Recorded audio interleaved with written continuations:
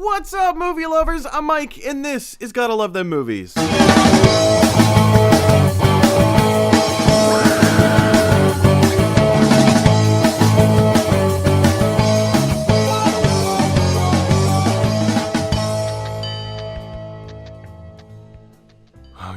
You guys, welcome back to Gotta Love Them Movies, a place to talk about the stuff that you love. I'm your host, Mr. Mike Brown. I'm here all the time. And you guys, apologies for getting a late start today.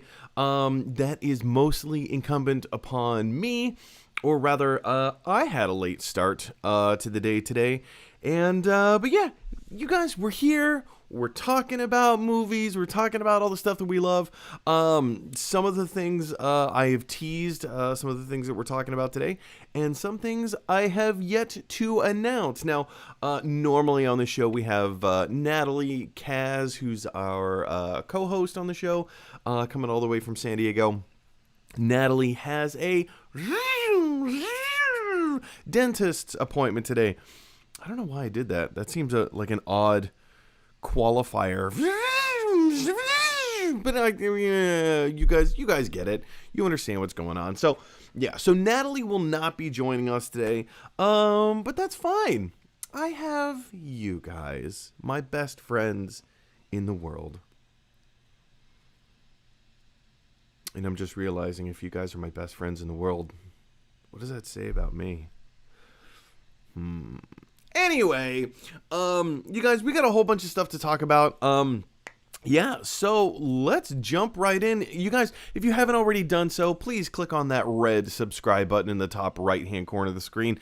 With the more subscriptions the channel gets, the more much content the channel gets. And with the more watched content the channel gets, I get to make the show my full-time job, so I very much appreciate your love and support in doing that. Additionally, if you guys have anything that you don't think is on my radar, if there's anything specifically that you guys want to talk about, send me an email at gottalovethemovies@gmail.com, and we'll make your topic or question like a main topic here on the show.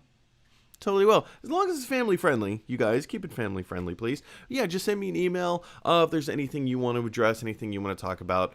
Yeah, let me know. All right. So let's jump right in with our first bit of movie news. You guys may have heard, was it a month ago? A little over a month ago, writer Ta-Nehisi Coates had been hired to write a script for a new Superman movie, and being with his, due to his background in a lot of his writings and the type of subject matter that he tackles in a lot of his writings, a lot of people thought, okay, all right, looks like we're probably going to be getting a black Superman movie. Well, as it turns out, it kind of looks like Warner Brothers is searching for both a black director and a black actor to lead in a Superman movie. And here to give all of her thoughts and comments, we literally just had Minerva show up. Minerva, what do you think about Warner Brothers looking for a black actor to play Superman? Oh, you guys, you can tell that Minerva is very happy about this, as am I. I think this is a great idea. How many versions of the same thing can we get over and over and over again? I'm always saying on the show, like, with the more that we branch out, the more that we try new things and have more types of voices and, yes, diversity and all that kind of stuff in storytelling, it can only benefit storytelling. It can only benefit storytelling. I'm going to jump into the article really quick here from Collider. Let's see. That is indeed what Warner Brothers is planning, as a new report over at The Hollywood Reporter takes a look inside what's on deck for this DC reboot. The plan is to introduce the world to a black Superman, and Warner Brothers is also committed to hiring a black filmmaker to direct the movie, meaning J.J. Abrams, who is attached to produce the film under his Bad Robot label, meaning that J.J. Abrams will only be producing, not directing this venture. It's still early days on the project as Coates' screenplay, that's Ta-Nehisi Coates, as his screenplay isn't even due until December.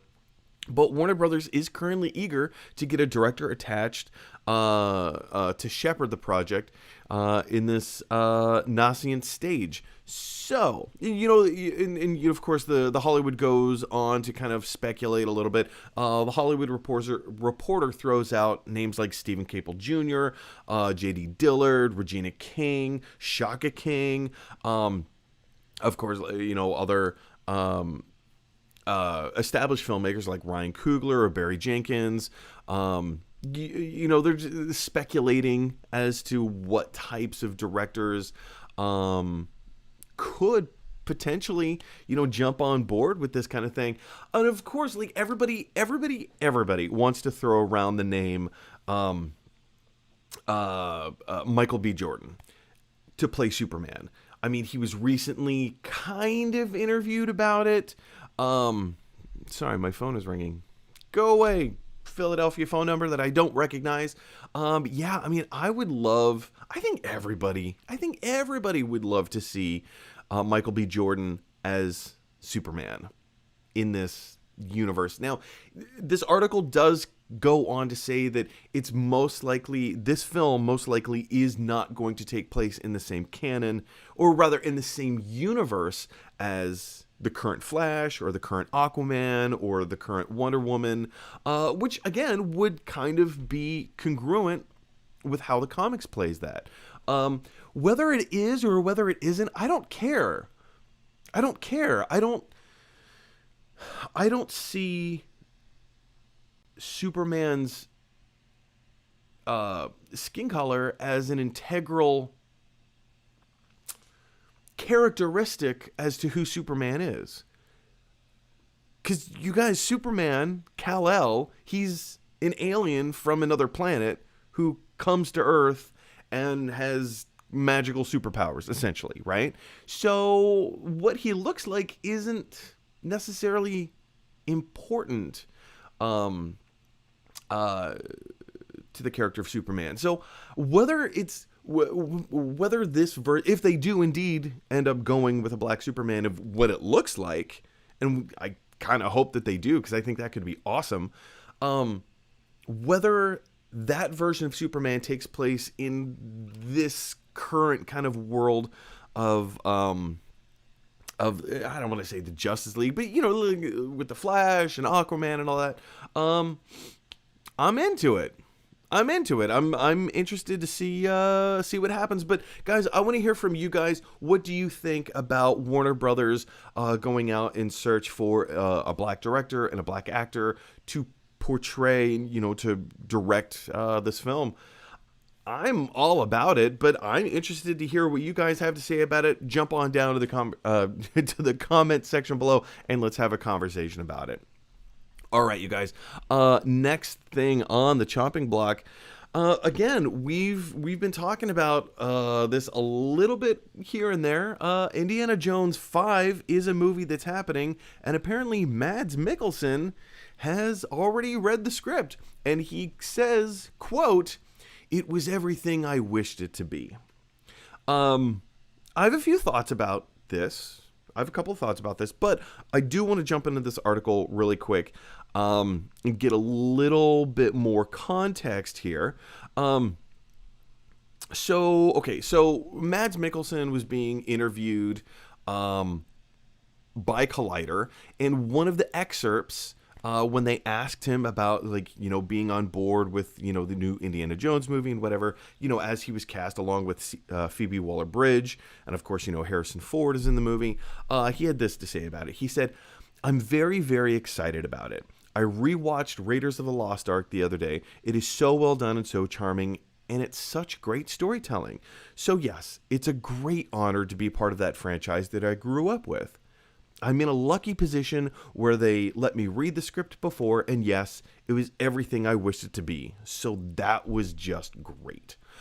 He goes on to say, a few more things about creating a character and in how they're kind of in this particular script, in this particular world, they are kind of giving him a little bit more leniency and leeway to create, I don't want to say a wacky character, but a more colorful type character, allowing Indiana Jones to be the more stoic, the more grounded, essentially the straight man. If we're talking comedy, he would essentially be the straight man, right? But I want to go back up to what he has to say in regards to them letting him read the script. He says, I'm in a lucky position where they let me read the script before, and yes, it was everything I wished it to be, so that was just great. You guys, I have two thoughts about this right now. I have two thoughts about this. Thought number one is huge headlines. Actor reads script and is excited to be in movie, right?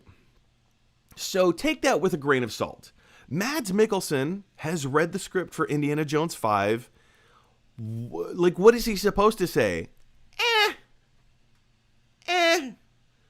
It's not as bad as Crystal Skull, but you guys, I wouldn't put your hopes too high. Of course he's not going to say that. Of course he's not going to say that. Actor just cast in movie is in love with the script. So take that with a grain of salt. First of all, take that with a grain of salt. The second point that I want to bring up here is, again, let's jump into this article really quick and get the specific wording. So let's back up just a second right up here from the article. When asked what his reaction was to being approached to star in the new Indiana Jones movie, Mads Mikkelsen revealed he recently went back and revisited Steven Spielberg's masterful Raiders of the Lost Ark. So what does that mean? Okay, so they asked him, how do you feel about being in this movie? That was the question. How do you feel about being cast? Well, of course he's going to say excellent, wonderful things. But they asked him a question. So, okay, they asked him a question that had nothing to do with him reading the script. He brought that up on his own. Mads Mikkelsen so easily could have said, "Oh yeah, I'm excited to be in this movie. You know, it's being produced by Steven Spielberg. It's being directed by James Mangold. To be in a movie with Harrison Ford and Phoebe Waller-Bridge, that's an honor." And he could have left it there. He could have left it at that, but he didn't.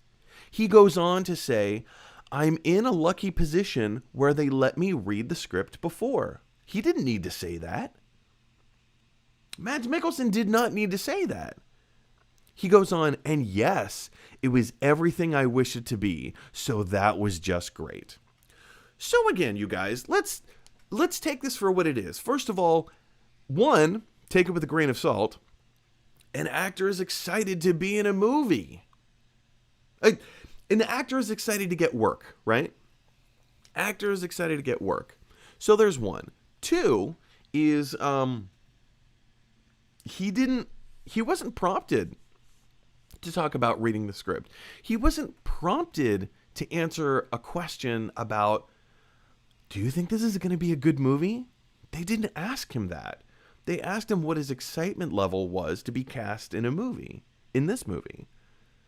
So he didn't need to bring up the fact that he read the script and that he was excited by the script and that it was everything that he wanted it to be. So, I mean, you know, it's kind of the two halves of the brain here, you know. He didn't need to say anything, but then again, he did. So I find this a little encouraging, just a little encouraging, because again, would Shia LaBeouf have said, oh man, I read the script and, oh, aliens and the quest for knowledge and really bad CGI. Oh, this is going to be so good.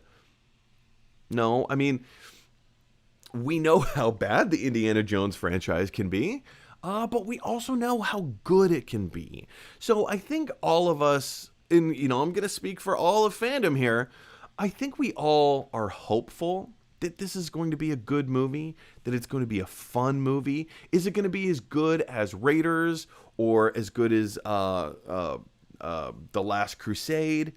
I personally think The Last Crusade is the best of the trilogy. My favorite is still Temple of Doom.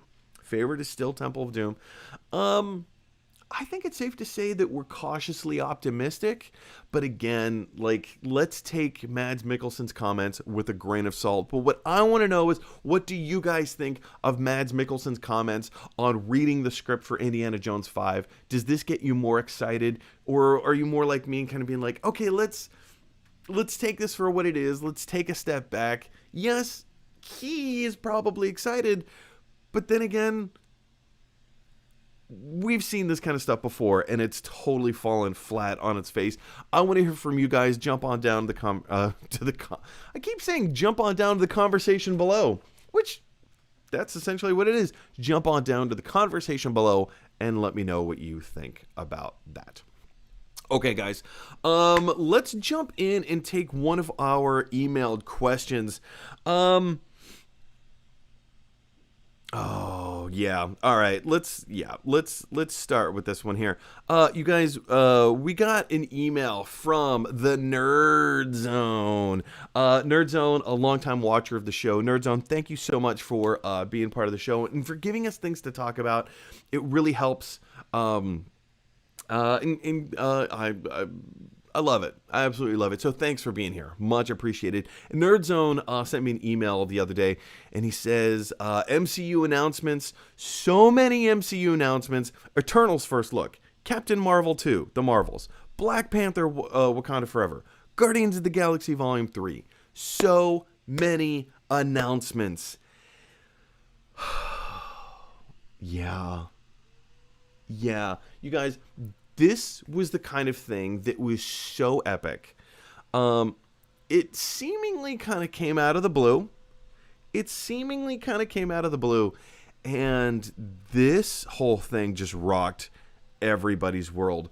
Marvel put out a trailer.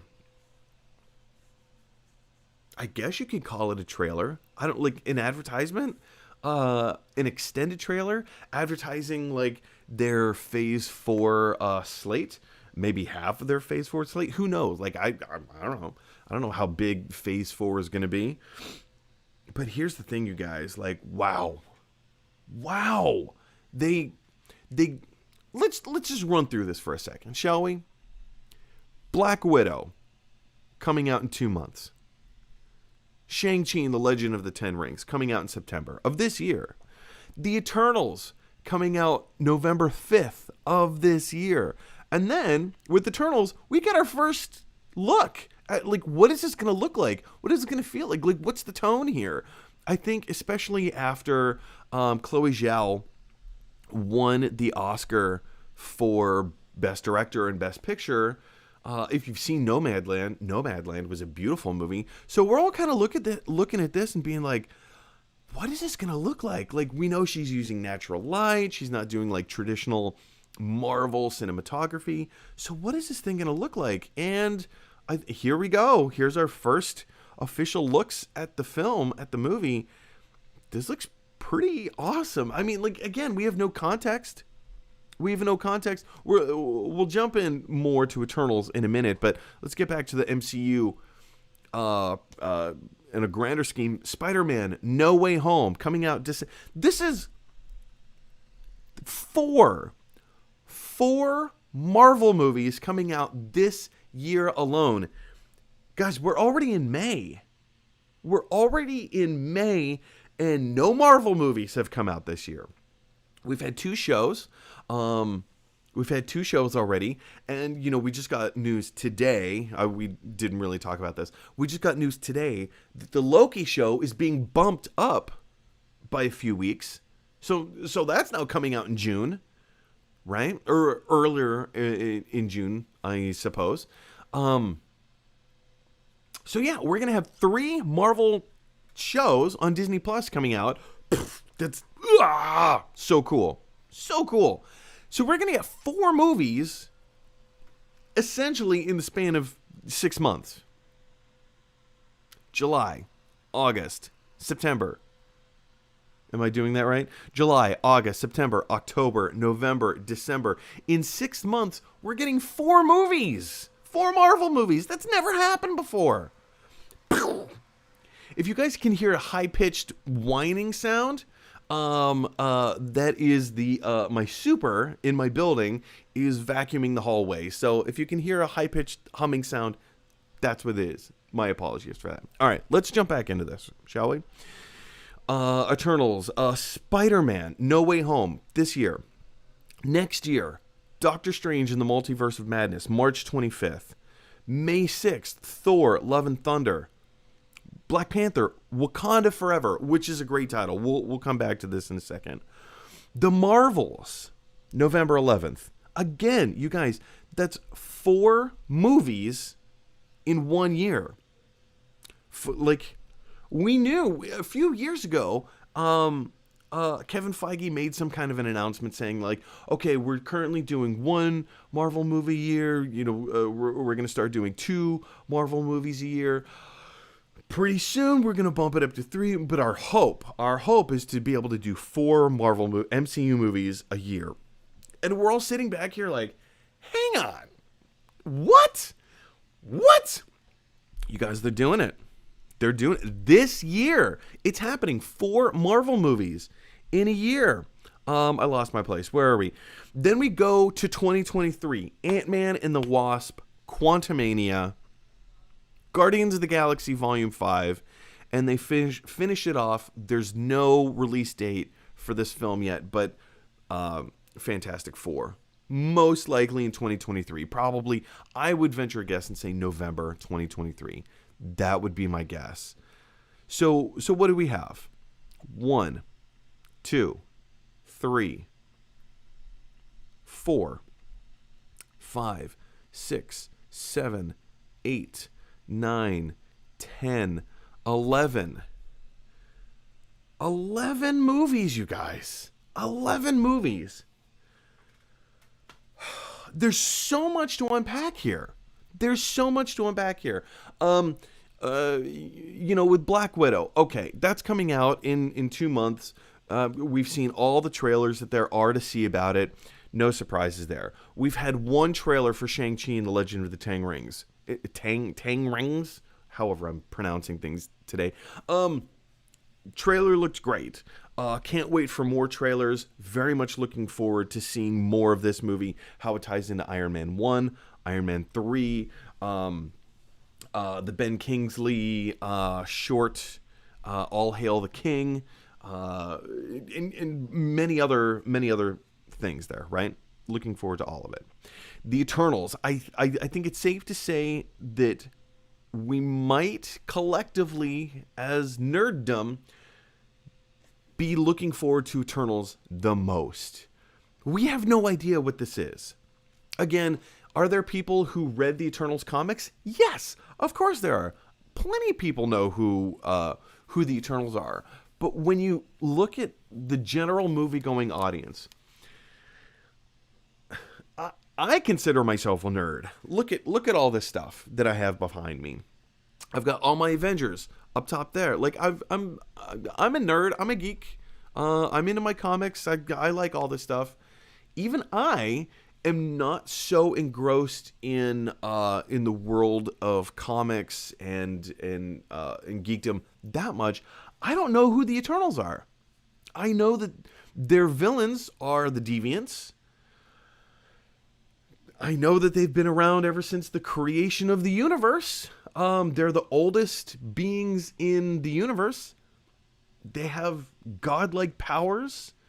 I mean, the long and the short of it is that the majority of people going to see this movie, the majority, not all, but the majority, have no idea who the Eternals are.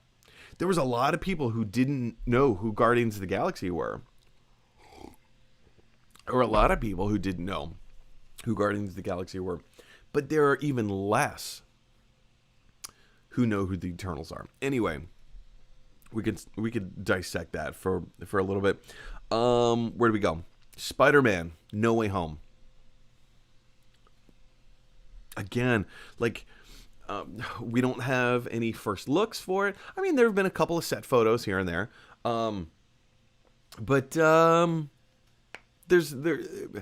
there's plenty of time, you guys. There's plenty of time. We know that they've been filming in Queens. We know that they've been filming in Atlanta. There's, yeah.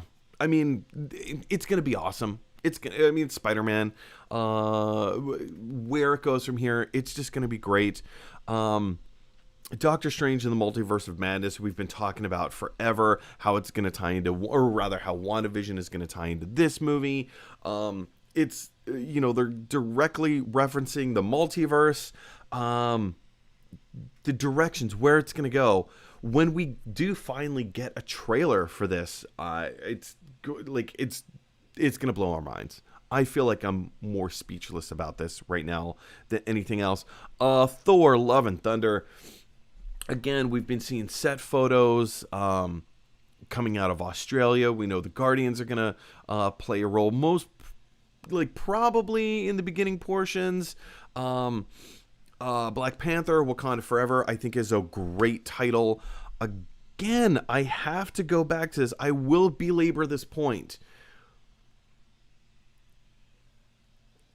Recast T'Challa. I mean, it's too late. They've already rewritten the script. Sorry, my hair is all sorts of wackadoo right now. I understand that they've already rewritten the script based on the tragic loss of Chadwick Boseman. This story is most likely going to celebrate T'Challa and his legacy, and by extension celebrate Chadwick Boseman and his legacy. And of course, it's probably most likely going to be all about the battle or the struggle of who becomes the next Black Panther. How's that? And it's maybe not about Black Panther, but it's about Wakanda. It's called Wakanda Forever. It's a great kind of legacy title. I think the imagery that it conjures is beautiful. I think a lot of people are going to, connect to it. So anyway, there's a lot to unpack here, but I think it's a great title based on the situation that we're in. And again, I keep going back to the fact, just recast. Because the character of T'Challa is so important for so many different reasons. Then we have the Marvels, which, as you can tell by the font, you have Ms. Marvel. Look at the S there on the end. Ms. Marvel teaming up with Captain Marvel. I think this graphic alone gives us more information about what Captain Marvel 2 is going to be about, how the story is going to play out. Most likely going to be a buddy cop team up movie kind of thing. How it's going to play out. Again, we have no other details. We'll just kind of have to wait and see. Ant-Man and the Wasp, Quantumania. Surely I can't be the only person on the planet that hears Listomania whenever I hear the Ant-Man Listomania. Are you guys familiar with the song? Look it up. It's a great song. And Guardians of the Galaxy Volume 3, we know the whole stuff going on there. And of course, Fantastic Four. There's very little to unpack about these last few. I'm excited for this trailer, for this slate. Sorry. I'm excited for the slate. The trailer that Marvel dropped, the 3-minute extended kind of announcement thing with all of their projects and everything. I got choked up. I got so choked up right in the middle. It was beautiful. Oh, you guys. It was glorious. It was just glorious. I'm excited. I remember, DC Fandom. That was back in August, right? I remember back in August when we were doing this show. One of the viewers of the show reached out to me and he said something along the line. Redacted 83. It was Redacted 83 reached out to me and he said, hey, we've had all this news from DC about their upcoming slate, about Black Adam, about all the future of the DC, like the Flash film was introduced. They talked about the Green Lantern Corps television show that they're coming out with on HBO Max. Like, there were so many DC rich things. So we got a first look at Suicide Squad. There was so much that they announced and dropped, right? And then Redacted 83 reached out to me and he said, that's cool, but when is Marvel going to start making their announcements? Like, we heard from DC, let's hear from Marvel. And I said, it's not a race. If you're watching Redacted 83, do you remember when I said this? Not quite a year ago. And I was like, it's not a race. DC and Marvel are not in competition with each other. Let's have each one have their moment in the spotlight, because if DC movies succeed, it's only going to help Marvel. If Marvel movies succeed, it's only going to help DC. And we've seen that be the case a lot, actually. And then slowly Marvel started making their big announcements, and now we have another big announcement from Marvel. So this just continues to reinforce, what I said back in August, is that it's okay. Let DC make their announcements. Marvel will continue to make their announcements when it's appropriate for them, when they're ready to make their announcements. And boy, oh boy, they made some pretty big ones just a couple of days ago. But like I said, you guys, I want to hear from you. What are your thoughts about all of this stuff? I mean, we barely even broke the surface. We barely even scratched the surface when it came to the Eternals, what the movie is going to be like, what it's going to look like. It's all speculation right now. But again, like I said, I want to hear from you guys. What are your thoughts? Jump on down to the comment section below. All right, guys, we have one more topic to cover. Previously, I was referencing one of our viewers, Redacted 83, and Redacted 83 sent me an email. So, yay! We've got more stuff to talk about. And again, if you guys want to get a topic on the show, send me an email at gottalovethemmovies@gmail.com. All right. So this is what Redacted 83 had to say in his email. He says, a cardinal film sin for me is if they do credits at the start of a film. I'm talking about names appearing in the start scenes of a film without a proper credit scene. Always tells me it will be a rubbish film. Take the film Jiu-Jitsu, for example. It's one of the poorest films I've seen in ages, and I knew it would be because of the credits at the start, LOL. What are some of your cardinal film sins? Well, Redacted 83, thank you so much for that. I really appreciate the email. And again, if you guys want to send me an email, if you want to get a question or comment on the show, send me an email at gottalovethemmovies@gmail.com. So, yeah, I mean, what you're talking about with, because I haven't seen the movie Jiu-Jitsu, it just looks terrible. I think it got something like a 14% on Rotten Tomatoes, really bad. Yeah, and, specifically that style of what you're referring to, of having the credits pop up in kind of the opening film sequences and not giving it a proper opening title sequence, that kind of used to be the style. If you remember, go back to the 90s, to like the early 90s. That was the style, the movie would start and the story would go, and you would just get, the names of the actors popping up as, the story started, without actually filming an opening that was designed to tell the story in a way that also allows the credits to pop up. You know what I'm talking about? There's the story moving on and just flashing the names. And then there's a carefully crafted story to tell the name, to have credits at the beginning of the movie. They're kind of two separate things, right? But yeah, I mean, that used to be the style way back in the 90s. That's even an editing choice, stylistic choice for television nowadays, right? So if you look at this kind of stuff in television and things like that, and then they transfer it over into the films, I mean, yeah, I kind of see what you're talking about. It means in that regard, there is a major lack of planning.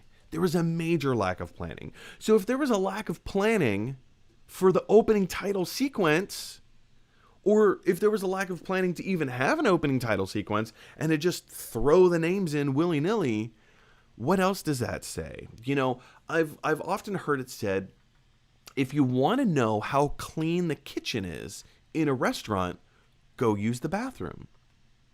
Because the cleanliness of the bathroom will reflect the cleanliness of the kitchen. So let's think about this in terms of filmmaking, right? The cleanliness of the opening title sequence is indicative, or it should be indicative, or let's be honest, it will be indicative of the cleanliness of the film or of the story that is about to come, right? So yeah, is that a film sin for you? 1,000%. But you asked me what some of my cardinal film sins were. So I've put together a top five. And these are going to be in no specific order except for number one right here, Deus Ex Machina. That's at the top of my list. You guys, the use of Deus Ex Machina in film, in storytelling, is way too prevalent. If you're not familiar with Deus Ex Machina, it's Latin and it translates to the God Machine. Essentially, it translates to the God Machine. And it's a storytelling device that storytellers use to kind of get to where they're going easily, right? The classic example that I use all the time is in the movie Taken. The entire movie is built on this idea or this concept that Liam Neeson's character has a very specific set of skills. He knows what he's doing. He's cultivated this specific set of skills over many years, right? And he can get himself in and out of any situation that he's put in. So in the third act of the movie, you know, he goes through and he uses particular set of skills to kill all kinds of guys and to find his daughter who's been kidnapped in Europe and blah, blah, blah, whatever, right? But in the third act of the movie, towards the end, if you remember, he's handcuffed against, he's handcuffed to a fire sprinkler pipe that's hanging from the ceiling. Now, if you know anything about these fire sprinkler pipes, they are by design, meant to hold thousands and thousands of pounds worth of weight. So if you see one of these fire sprinkler things, like one of those pipes hanging out of the ceiling, I don't encourage anyone to do this. Please do not do this. But if you hang from the pipe, it's not going to fall out of the ceiling. So when he was handcuffed to this pipe, it just happened to come loose.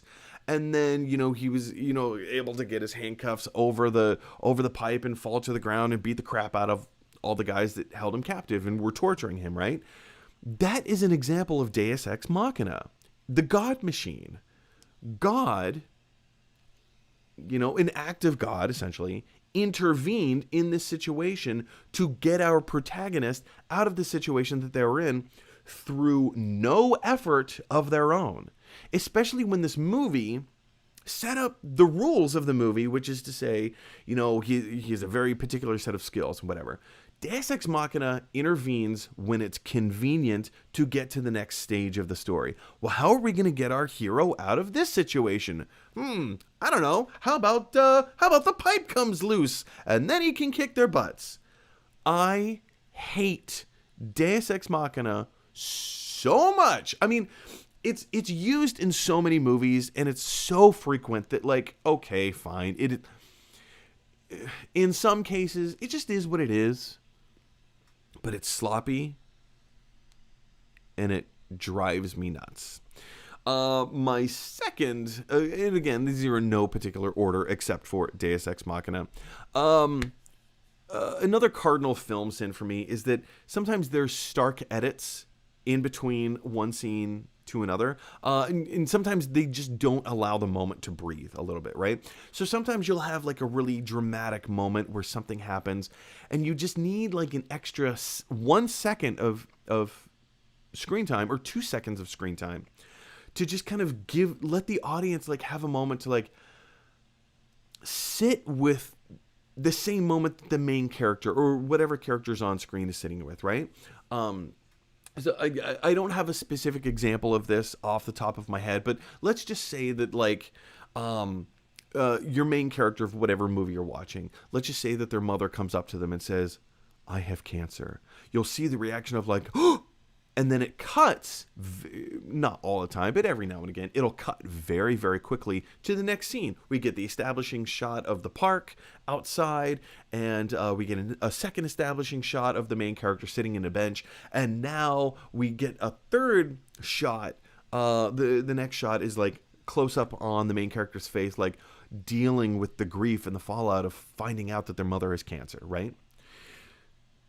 We needed an extra beat. We needed an extra moment. 1 second, 2 seconds, 3 seconds of just, wow. And then cut. But sometimes they cut it way too fast, way too quickly, and it frustrates me till no end. My third one is not following the film's own established rules. Now, part of this falls into the Deus Ex Machina category, but let me expand on this a little bit. Every movie, doesn't matter what the movie is, needs to establish the rules of this universe. Oftentimes, the rules of the universe of the story within the story that we're watching, right? Is implied because it's a reflection of the world and the universe that we live in, right? Gravity works the same way in the story as it does for us in real life. Emotions work the same way. That sort of thing, right? But then you get into more fantastical type of storytelling, and let me use Pirates of the Caribbean for example. Pirates of the Caribbean is a fantastical story. It's a fantastical film where sometimes fantastical events happen. Now, curses exist in this world. One of the things that this movie establishes early on is that the Black Pearl, the ship that all the pirates sail around on, is the most feared ship out of any other ship in the Caribbean. Now, I understand it's the most feared ship in the Caribbean, or the Caribbean, however you want to pronounce it, because it has a curse set upon it. And the people who are on board the Black Pearl are cursed and they can never die. And it's the most feared ship. But when we move on to the next movie, well, guess what? Davy Jones's ship is the same thing. Like, his ship is cursed. His ship, like, it's like a submarine. It goes underwater. The people working on his ship, well, they can never die either. So why is his ship now even more feared than the Black Pearl was, right? And I understand from sequels to sequels to sequels, you have to up the ante. You have to up the stakes. I get that. But why, like, if you already establish this one thing as the most blank of any other blanks, right? Why do we negate that and just create whole brand new things? Let me go back to the example of Taken with Liam Neeson. That film didn't follow its own established rules, right? Which is to say, he has a very particular set of skills. He can get himself out of any situation, right? But what was needed to get him out of the pipe situation? Deus Ex Machina, right? And these two things kind of follow hand in hand a lot. And I could belabor this point probably much more than I currently am, but excuse me, did you hear that little burp? I just burped. Let's move on to the next.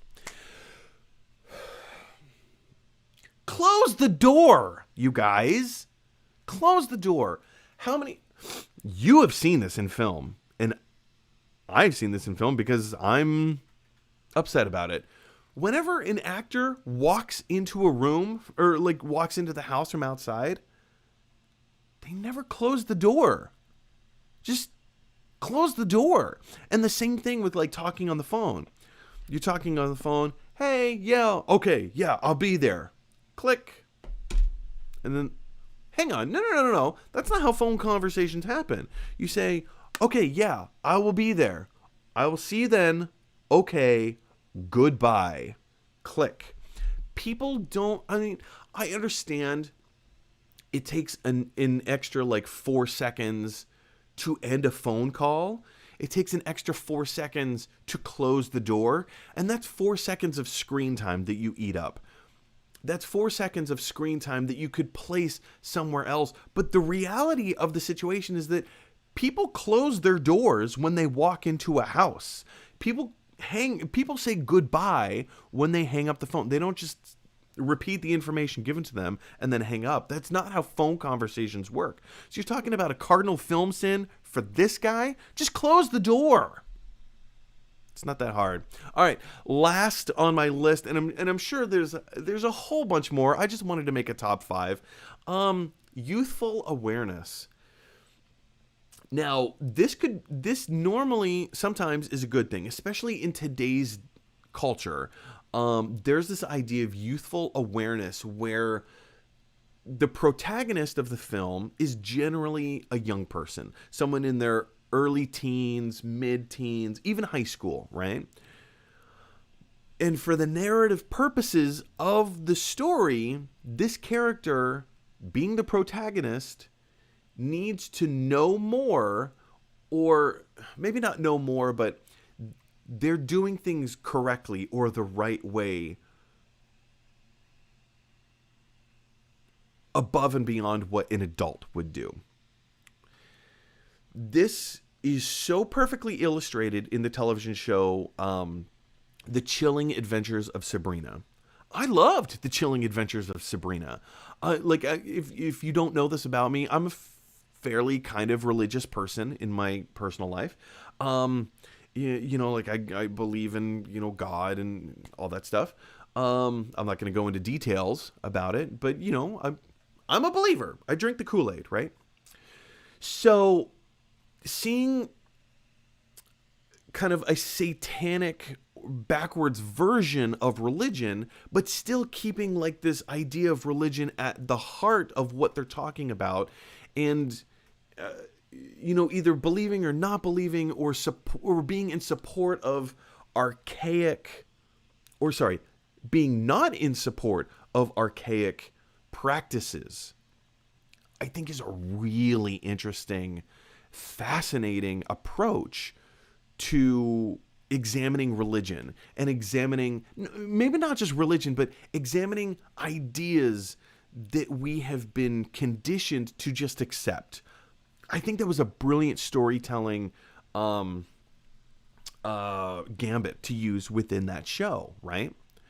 The problem that I had with The Chilling Adventures of Sabrina, because she is the protagonist, she has to be right. It's just the way that they've designed the show, she has to be right.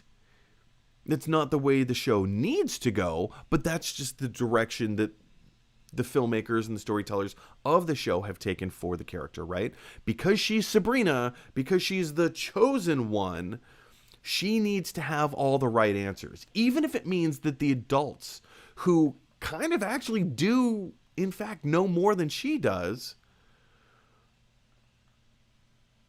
just for the sake of furthering the story. And it drives me crazy. It drives me crazy because now it makes it look like the adults are bumbling buffoons because they can't figure out, or they're so resistant to the idea of change, or like, she's the champion, she's the one that's, no, we need to do this because it's the right cause. Well, why can't the right cause also be reflected in other characters besides her? I'm all for championing the right cause. I am all on board for having timely and socially, what am I trying to say? Like, socially timely social timely discussions and conversations, things that we don't talk about, things that have been swept under the rug. I'm all for having those conversations. Let's examine this a little bit. Let's ask the question, why are we doing things the same way that we've always been doing things? Let's examine that a little bit. I'm interested to change things from within. But when you have a character like Sabrina who has this youthful awareness saying, well, this isn't right, and I'm going to show you why. It's so infuriating, because that's not how things work. It's frustrating for me. And it's not just Sabrina, the Chilling Adventures of Sabrina. It's a host of other television shows and movies as well. Like, to say, well, I'm the kid in the story and I know what's best. And because of my decisions as a kid, I'm going to get all the adults to realize their wrongful ways, right? It's just, it frustrates me. It frustrates me. So anyway, guys, yeah, those are my top 5 cardinal film sins. I'm interested to hear what your top 5 cardinal film sins, or just film sins in general. What are your thoughts? Jump on down to the comment section below and let's have a discussion about it. Now, speaking of discussions, you guys, a lot of you have been firing in a lot of comments all show long, and now it's time to jump in and take your live comments. It's alive! It's alive! All right, you guys, like I said, a lot of you have been firing in comments all show long, so let's jump in and take your live comments and questions. Now, Nerdzone says, Loki is coming 2 days earlier. Woo! Yeah, I think earlier I said it was being bumped up a few weeks earlier. But yes, you are correct. It is being bumped up 2 days earlier. Man, the Loki show just looks fanatical. It looks fantastic. It looks phenomenal. I'm very much looking forward to it. I dare say more than I was looking forward to Falcon and the Winter Soldier. I thought the Falcon and Winter Soldier was good. It was fine in hindsight. The episodes progressively got better for me. I just think that they mishandled a few things here and there. But yeah, I'm really looking forward to Loki. Like, a lot. Nerdzone says Bad Batch was amazing yesterday. Yeah, so if you don't know, the Bad Batch is an animated television series within the Star Wars universe. If you've seen the Clone Wars, if you've seen Rebels, Star Wars Rebels, this is kind of the next progression in that story, I guess. The Bad Batch, to my understanding, follows a group of stormtroopers, or rather clones, who are, also kind of stormtroopers, who have decided to break away from being stormtroopers, and they are the Bad Batch. And they go off and essentially rebel against the Empire and start their adventures and trying to make good things happen in the world. I never watched Clone Wars. I never watched Star Wars Rebels. I'm probably most likely not going to start watching Bad Batch, but I hear all good things so far. Nerdzone has 2 retracted messages, and then he writes in, Indiana Jones 5 is like Avatar 2, but it's actually happening. Well, Avatar 2 is happening. James Cameron, I don't know if he's finished filming yet, but he was filming, I believe, in Australia with Kate Winslet. There was a whole bunch of stuff that came out with Kate Winslet underwater. There were all these underwater scenes that she was filming. This was a while ago. This may have been, I want to say this was just as COVID was being introduced to the world, if memory serves. About a year ago, April, May of last year, something like that. But I mean, yeah, Avatar 2 is most definitely happening as well. We haven't heard much about it, but yeah, it's happening. Nerdzone says, I say that because they have been hyped, but we've seen nothing. Well, yeah, I mean, that pretty much just goes to the point that I was just making about it's happening. But yeah, I mean, they haven't hyped anything. And I also feel like nor should they. They don't need should is a subjective term. I don't think that they need to. I really don't. Now is not the time, because when is this movie coming out? Not until 2022, I think. Oh, let me look this up real quick. When is Avatar 2 coming out? Okay. Yeah, December 16th, 2022 is the release date. It's got a pretty cool logo. I hadn't seen that logo before, but that's I'm digging that logo. It's pretty cool. December 16th, 2022. So they don't need to be making any announcements. They don't need to be showing any trailers. They don't there shouldn't be any hype for it right now, because what's going to happen is if they start putting out hype now for a movie that doesn't come out for another year and a half. Do you remember when Star Wars Force Awakens, when we got the very first teaser for Star Wars Force Awakens, it came out one year before the movie came out. And 6 months after, like, we just kind of forgot about it. And then we got our second trailer. I'm like, oh yeah, totally forgot.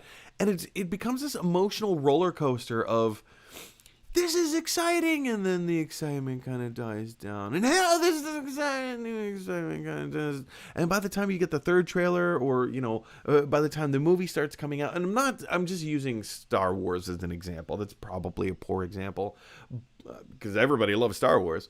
But the hype train the more you hype something, the more often you hype something, the less hyped it becomes, It's like comedy. Comedy comes in a rule of threes, right? If you're not familiar with the rule of threes, it's the first time you say something, it's unexpected, it happened, wow, that was really funny. You say it a second time, okay, that was expected, like we saw it coming. But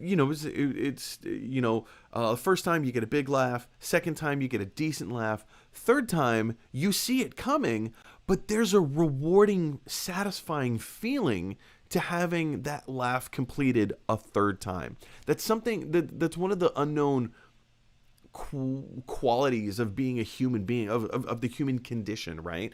Is that laughter comes in sets of threes. So you get the first laugh, which is a big laugh. Second laugh, it was moderate, it was okay. But the third laugh, like, doubles the size of the first laugh. It's killer. It kills. It's brilliant.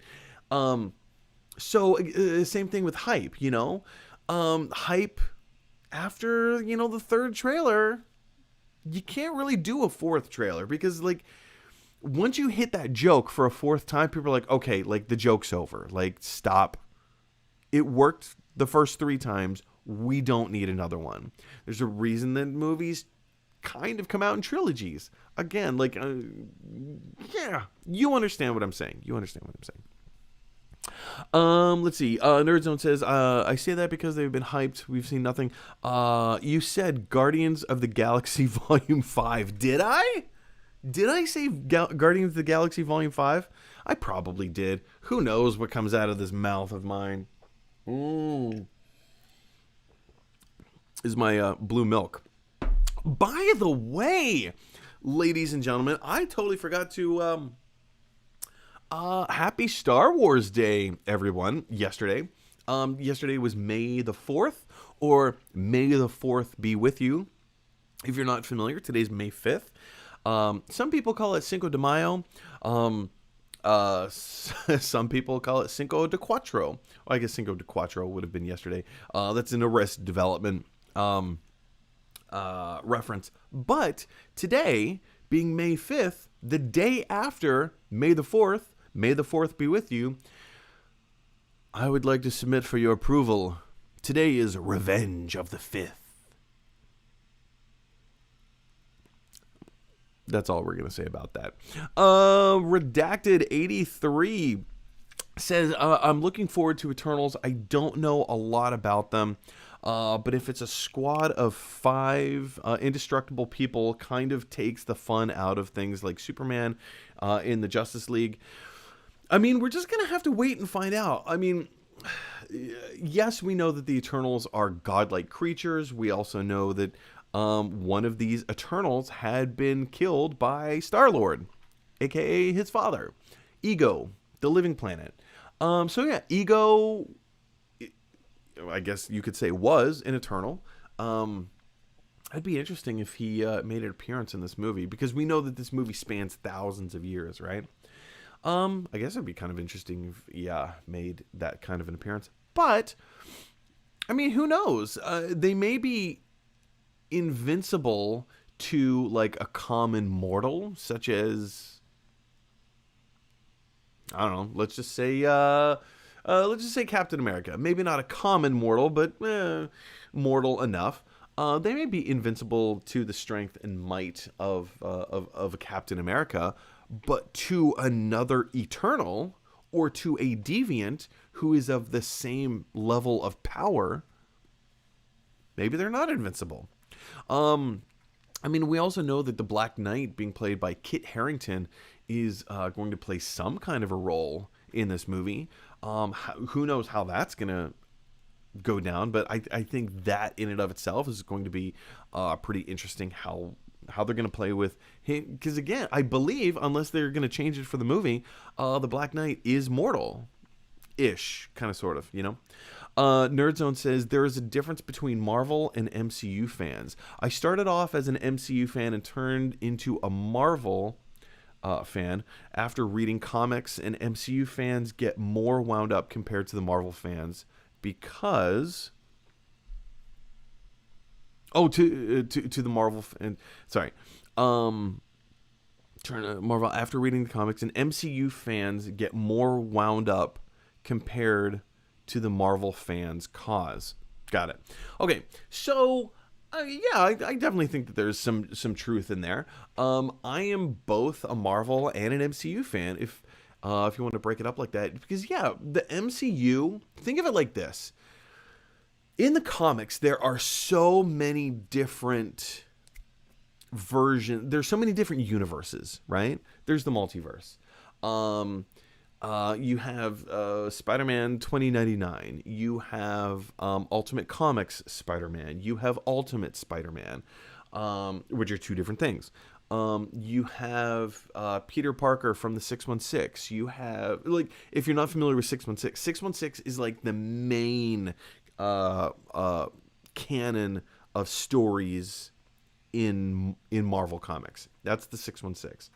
And then you have the MCU, the movie universe, which existentially kind of ties into all of the other types of storytellings out there. You have the Miles Morales. You have Into the Spider-Verse. You have, my goodness, like, it goes on and on. Spider-Ham is a part of, and I'm just using the spider things as an example. But there are so many different iterations. There's so many different universes, and existentially, they do kind of connect in the same overarching mega universe, I guess, multiverse. But I think that the difference between Marvel fans and MCU fans, I think you make an accurate assumption, an accurate observation, in that a lot of people become Marvel fans through the MCU because the MCU films are so good. They're so good. But when you do start reading the comics and you understand where this is coming from and where that's coming from and why they're making these choices and decisions in the movies, because they're kind of based on the choices and decisions and things that happen in the comics. So I mean, it kind of mellows you out a little bit. I definitely see what you're talking about there, Nerdzone. Redacted 83 says John Boyega is definitely the new Black Panther. The title is dead giveaway. I think Black Panther 2 might be a prequel. Oh, redacted. Oh, redacted. So, okay, if you're not familiar with what Redacted 83 is talking about, he and I have a long-standing rivalry, I guess you could say, a friendly rivalry with each other, where he constantly trolls me about John Boyega. So, for whatever reason, somehow it was taken out of context when I was describing the acting level of John Boyega. I think this was directly related to the passing of Chadwick Boseman. Redacted 83 brought up the idea of, hey, maybe John Boyega could take up the mantle of T'Challa if they did end up recasting. And I was like, no. You're not going to follow up Chadwick Boseman's performance with a performance by John Boyega. I'm not calling John Boyega a bad actor, but he's not at the same level of what Chadwick Boseman is. Like, Chadwick Boseman is brilliant. John Boyega's okay. He's fine. Like, he was fine in the Star Wars movies. He's a decent actor. He can get the job done, but he's not at the same, like, Academy Award level winning actor as what Chadwick Boseman is. I don't know. So this is just kind of spawned a friendly rivalry. So Redacted 83, go redact yourself. Nerdzone says they always have to make theories, and if they don't appear, they will go crazy for no reason whatsoever. Replied to the last comment. Yeah. So continuing on the MCU versus Marvel fans, it's the same thing. It's the same thing. I love the Marvel movies because they have normalized nerd culture. They have. Geek culture, nerd culture is not as crucifiable as it used to be. Like when I was young in the early 90s, man, I think I was in like second or third grade in 1990. 91, something like that, and a whole bunch of kids in my class found out that I was a massive X-Men fan. I went to the comic book store, I got all the comics, I had to read as many as I could. Like, I couldn't love X-Men anymore if I tried. I loved the animated series. It was like, I was totally about X-Men. And so this group of kids thought that they would pull a prank on me. Keep in mind, this is like 1991, 1990, something like that. And they're like, "Oh, Mike, there's an X-Men movie. Hollywood's making an X-Men movie, and it's coming out next year." And I was a big fan of Punisher as well. And they said there was going to be a Punisher movie and an X-Men movie, and I was so excited. And I was like, "Oh, this is the best thing ever." And then they came out like, no, that's, you're stupid. You're like, why would you believe that? We were lying to you, you dumb idiot. Go read your comic books. And I was devastated. I was totally devastated because, like, first of all, what, how is that a joke? Why do you think that's funny, right? But yeah, anyway, I'm not entirely sure. I totally went off on a tangent, but yeah, they always have to make theories, and if they don't appear, they will go crazy for no reason whatsoever. I'm not so sure I agree completely with that, because I fall into that category as well. Let's go back to WandaVision. I was convinced, I had somehow convinced myself that in the last episode of WandaVision, it was going to end with the cataclysmic event of saying something like no more mutants or something akin to that. I had come up with this theory. I had convinced myself that it was going to happen, that the show was going to end on a massively tragic note. And it didn't. It didn't. So, was I upset? Was I disappointed? Well, of course I was.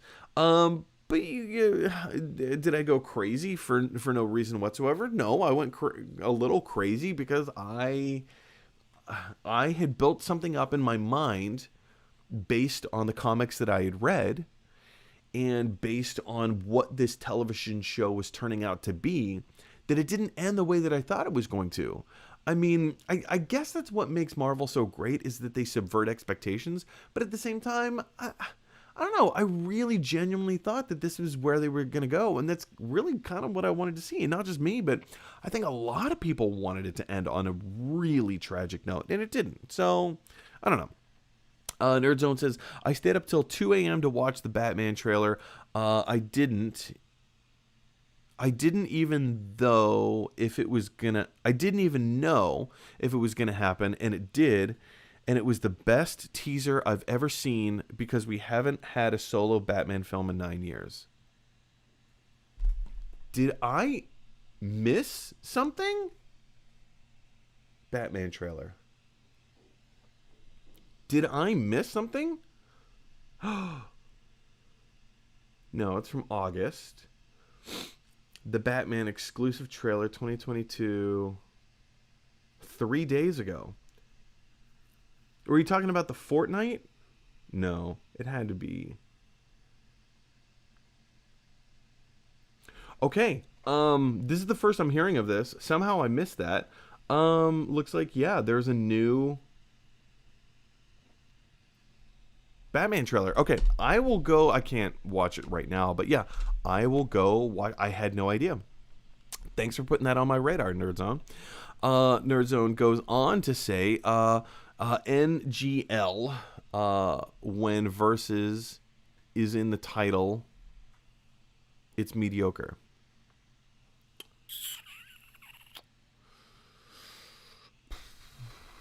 NGL, not gonna lie. When versus is in the title, it's mediocre. Okay, I see what you're saying. Like Godzilla versus Kong, Freddy versus Jason, Alien versus Predator.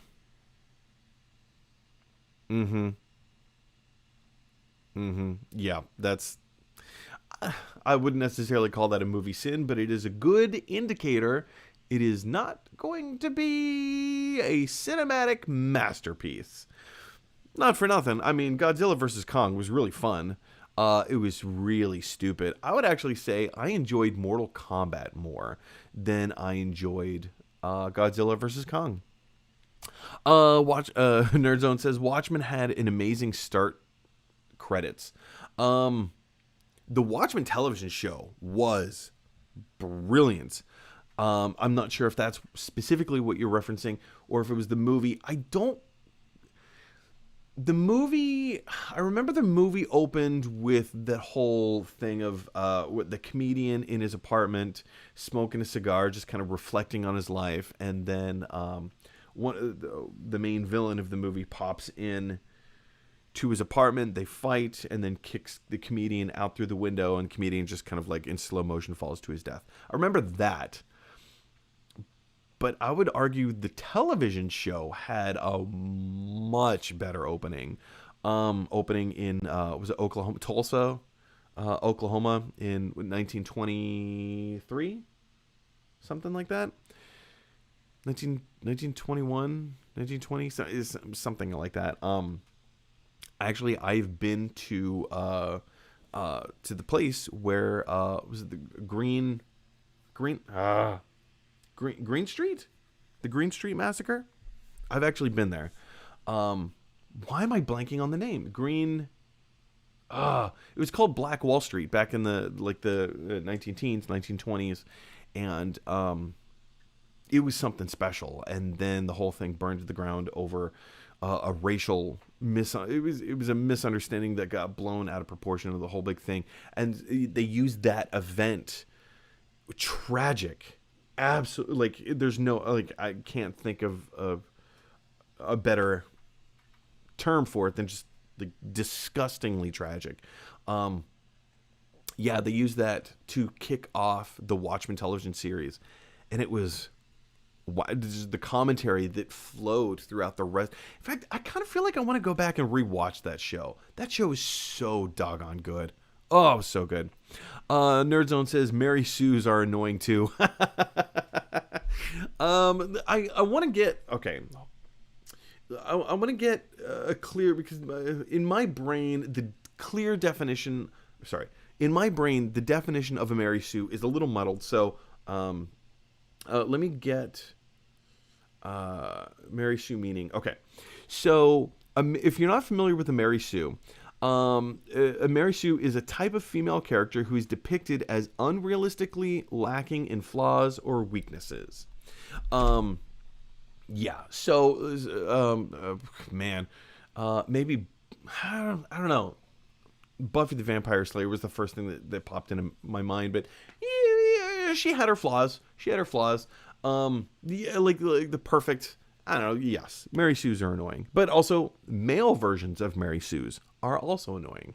Redacted 83 says, yeah, but there are things happening in the background, right? Yeah, but there are things happening in the background, right? I think you're referring to what your emailed comment was. Let me go back up to email comment. We were talking about they do credits to the start of the film, taking the names appearing in the start scenes without a proper credit scene. Yes. So there are things happening in the background, right? I think that was in reference to my saying that there is sometimes when you have that, there is a visual storytelling that you're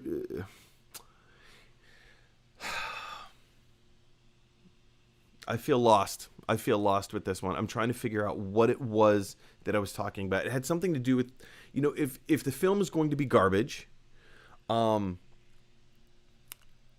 sometimes that is the garbage film can be indicative of the opening title, a lack of an opening title sequence of things happening without, or are you just talking, correct me if I'm wrong, Redacted, are you talking about just having like a black screen and having the names flash up on screen and then starting the movie?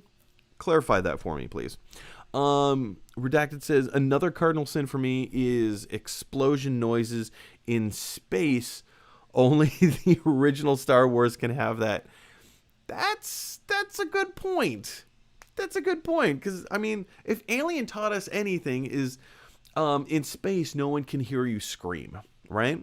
So it stands to reason if there's no air particles in order to, if there's no air particles making a ripple effect going all the way into your eardrum, how are you going to hear an explosion in space? That's a good point. Nerdzone says, the reason I'm not too keen on Tom Holland's Spider-Man is because he doesn't show responsibility. Well, yeah. Like when he destroyed the corner shop when Liz left, he just wasn't responsible. I see where you're going with that.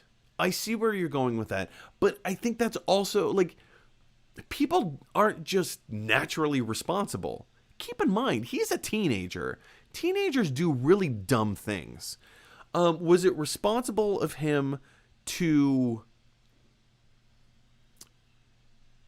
Okay, let me rephrase the question. Was he responsible with the glasses that Tony Stark gave him in Far From Home? No, he was not responsible. Was that his fault? Also, no. That was Tony Stark's fault. Why in the world would Tony Stark bequeath one of the most powerful pieces of tech on the planet to a high school student?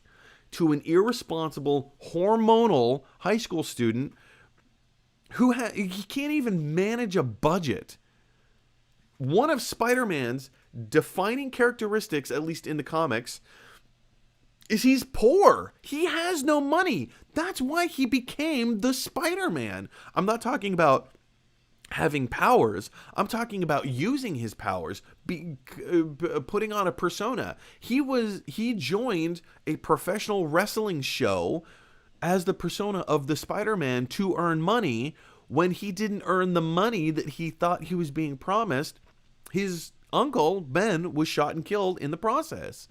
And it's that was the defining moment that made him a hero, right?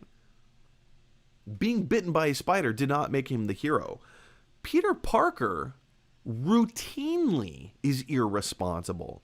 That is a defining characteristic of who Spider-Man is.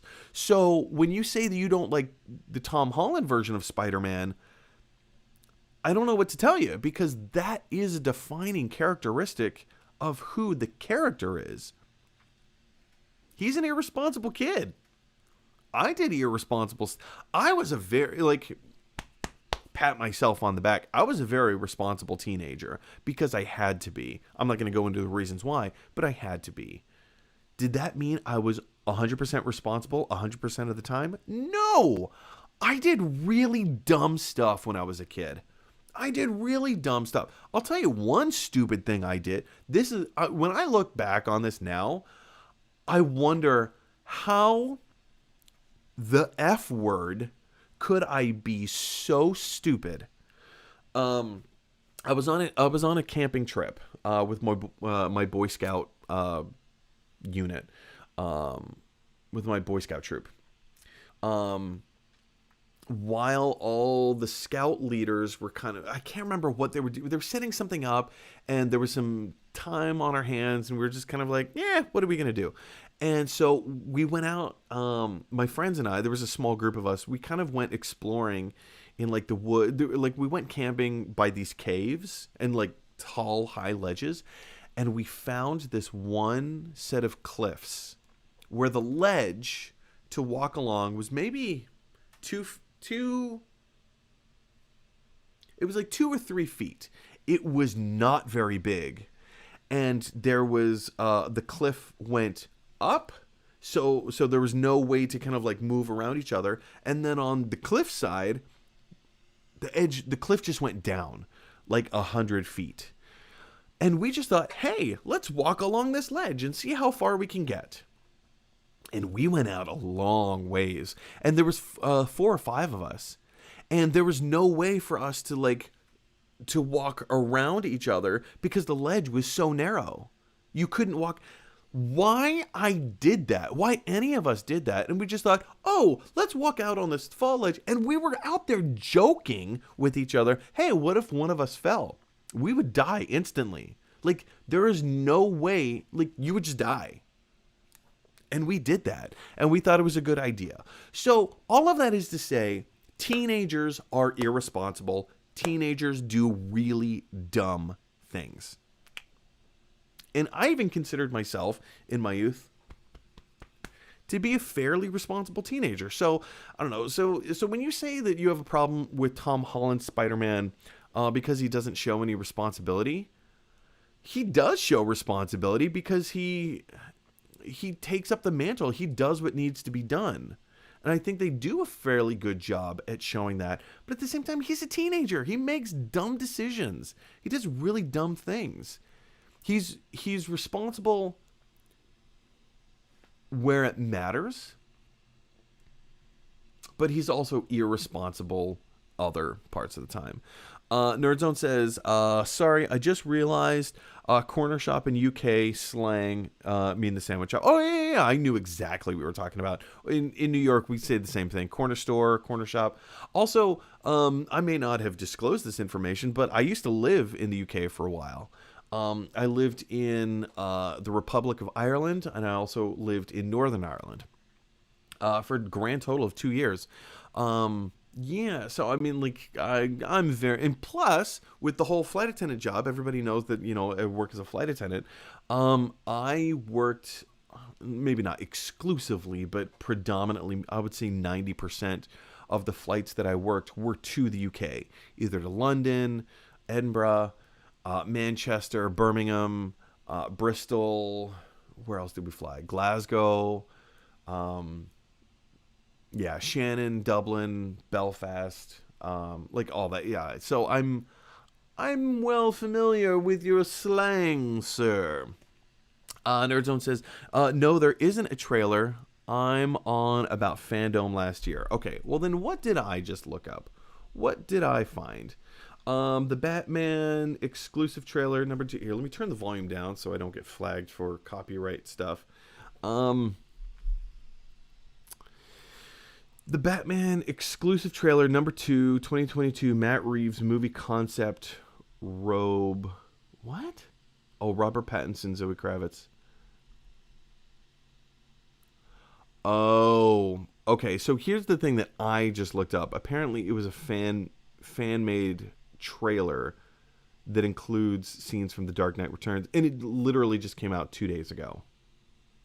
So, okay, sorry. So that's what I was looking up. That's what I was seeing. Apologies, but yes, the Batman, man, that looks so good. And have you? I can't remember if we've had this conversation before, Nerd Zone, but have you read The Long Halloween, the comic The Long Halloween? If you haven't, read it, because it looks and sounds like the Matt Reeves, Robert Pattinson version of Batman is loosely tied into The Long Halloween.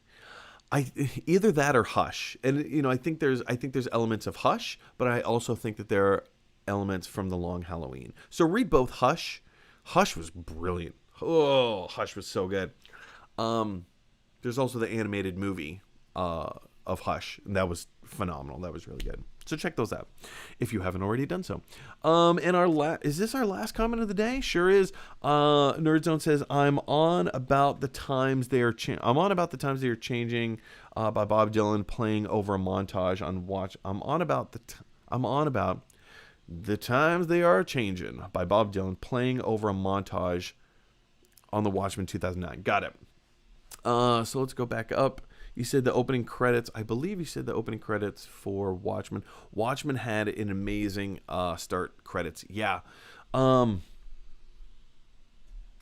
Yeah. I mean, that whole sequence where the comedian is coming to terms with his mortality, coming to terms with the life that he's lived, coming to terms with, he may die today, he may die in 10 years, but whenever he dies, his life was kind of wasted. And I think he was, and we don't get a glimpse of that until the end of the movie, when the story comes full circle. But at the beginning, and you see him just like reflecting on his life. And then, the main villain comes in and, they have that fight sequence and then kicks him out the window. Yeah, especially with that Bob Dylan song playing. It's an amazing opening. It's fantastic. It's, I dare say, beautiful. I liked it. Zack Snyder makes creative decisions sometimes that work and sometimes they don't work, but overall I kind of liked what he did with Watchmen. Now I went back and rewatched the 2009 Watchmen after I had already seen it before, and I remember really enjoying it, and then we watched the television series. My fiance Kim and I, we watched the whole TV series, and then I went back and rewatched the film. Come to realize, wow, that film moves really slowly. That's a really slow moving movie. It was good, but it's really slow. Anyway, but yeah, great movie, great opening sequence. Yeah, it was great. All right, you guys, I think that will do it for the show today. We've been going for an hour and a half, just about. Thanks so much for your comments. Thank you for contributing. Thank you for giving us things to talk about and to share and have a discussion. That's what this whole show is about. You guys, if you haven't already done so, I highly encourage you. If you like this video, click like. If you really like this video, click subscribe. And if you really, really like this video, click share. Because that is exactly what, let's go with Indiana Jones. That's exactly what Indiana Jones would want you to do. You guys, we live in a weird, crazy world where everybody has their own thoughts and opinions, and sometimes those thoughts and opinions clash. So if you have an opportunity to infuse just a little bit of kindness into the world today, speak kind words to each other, please, I implore you, take those opportunities. As always, in the words of Bill and Ted, be excellent to each other. I will see you guys next week.